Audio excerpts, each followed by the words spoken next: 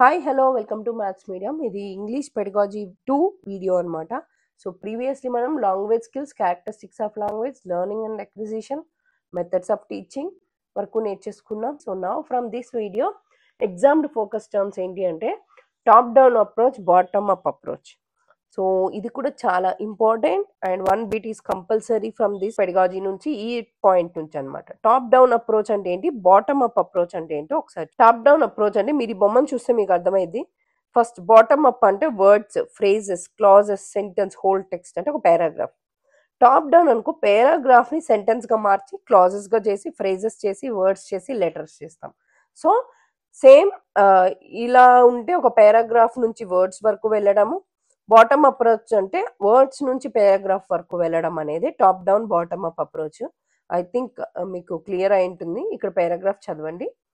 Next వచ్చి learning disabilities. It is the most important and 2 marks question in the pedagogy. So ఒక learning disability అనేది ఎలా ఉంటుందంటే neurological condition that effects how the brain processes, understands and uses information. So ఒక student బైబార్న్ neurological కండిషన్స్తోనే brain process అవ్వనప్పుడు disabilities form అవుతాయి. So అవి dyslexia, dysgraphia, dyscalculia, dyspraxia. Dyslexia అంటే reading, spellings అవన్నీ వర్డ్స్ని రికగ్నైజ్ చేయలేరు. డిస్గ్రాఫియా అంటే రైటింగ్ బాగోదు. డిస్కాల్క్లియా అంటే మ్యాథ్స్, రీజనింగ్ వాళ్ళకి రాదు అంటే చేయలేరు. Dyspraxia affects coordination, movement, fine motor skills అనమాట. అంటే ఐ హ్యాండ్ కోఆర్డినేషన్ అనేది ఉండదు. సో ఇక్కడ మనం ఒకటి గుర్తుపెట్టుకోవాలి as a teacher, not caused by laziness. అంటే లెర్నింగ్ డిఫికల్టీస్ అనేది లేదా లెర్నింగ్ డిజేబిలిటీస్ అనేటివి not caused by laziness or low intelligence. The brain simply process information differently. Early support and special teaching strategies help improve learning. So ఒక బాధ్యత గల teachers గా మనకి ఈ పాయింట్ అనేది నోట్. మోటివేషన్. సో ఒక స్టూడెంట్ కి మనం మోటివేట్ చేస్తే they might be get better. So motivation అనేది 2 types, intrinsic, extrinsic.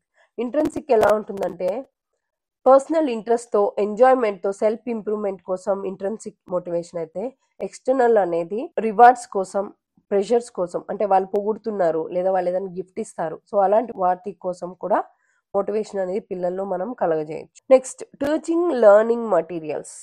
Teaching learning materials అంటే while teaching English, maths or any other subject, TLMs అనేటివి మన కాన్సెప్ట్ని క్లియర్ కట్గా ఎగ్జాక్ట్గా మనం ఏమైతే థింక్ చేస్తున్నామో టిఎల్ఎం ద్వారా అది మనం పిల్లలకి అందచేయచ్చు. చూడు, why use teaching learning materials? Make lessons more interactive, support different learning styles, help students understand better. So టిఎల్ఎమ్స్లో visual, audio, audio visual, printed, activity based, real life materials. So ఇలాంటివే కాకుండా మన టెక్నాలజీని యూస్ చేసుకొని ఇప్పుడు వైట్ బోర్డ్స్ వస్తున్నాయి, Jio zebra వస్తుంది. So వీటన్నిటిని యూస్ చేసి కూడా మనం టిఎల్ఎమ్స్ యూస్ చేసి ఇంటరాక్టివ్ మెథడ్స్ చేయొచ్చు అనమాట. Next convergent thinking, divergent thinking. ఇది not only for English, maths, science, remaining పెడగాజీలో కూడా వస్తుంది. కన్వర్జెంట్ థింకింగ్ అంటే finding a single correct solution to a problem using logic and facts. అంటే ఒక్కో క్వశ్చన్కి ఒక్క ఆన్సర్ని ఫైండ్ అవుట్ చేసేది కన్వర్జెంట్ అయితే, ఆపోజిట్ అనమాట divergent thinking, generating multiple creative ideas are solutions for a problem. ఒక ప్రాబ్లమ్కి సింగిల్ ఐడియా కాకుండా డిఫరెంట్ సొల్యూషన్ని at a time find out చేయడం అనమాట. సో మోడ్స్ ఆఫ్ థింకింగ్, ఈ ఇమేజ్ చూస్తే మీకు ఒకసారి ఐడియా వస్తుంది. Next evaluation. మనకి తెలుసు ఫార్మేటివ్ అసెస్మెంట్, సమ్మేటివ్ అసెస్మెంట్ ఉంటాయి.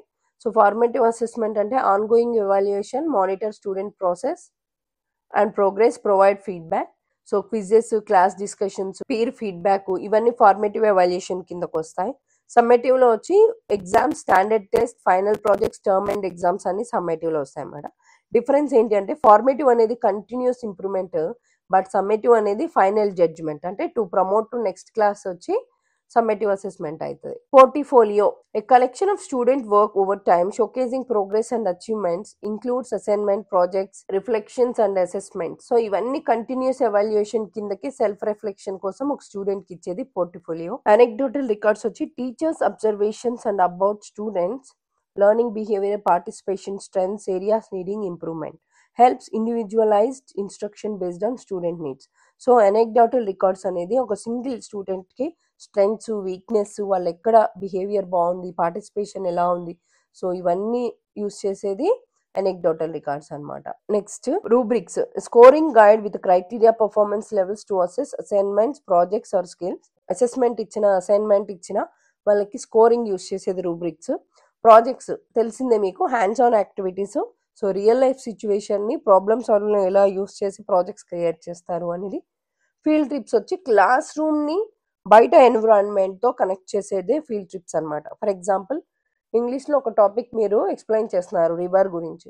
సో పిల్లల్ని ఫీల్డ్ ట్రిప్ ద్వారా రివర్ దగ్గరికి తీసుకెళ్తే they might get know river banks అంటే ఎలా ఉంటాయి, రివర్ ఎలా ఫ్లో అవుతుంది, వాటర్ ఎలా ఉంటాయి, how it might be used as a river, అంటే సరౌండింగ్స్ కి ఎలా యూజ్ అవుతుంది, అవన్నీ ఫీల్డ్ ట్రిప్ లో వాళ్ళకి ఈజీగా అర్థమైపోతుంది. అంటే మనం ఒక వీడియో లేదా ఒక క్లాస్ లో ఎక్స్ప్లెయిన్ చేసేది ఫీల్డ్ ట్రిప్ ద్వారా వాళ్ళకి ఈజీగా అర్థమవుతాయి అనమాట. So these are comes under the formative assessment.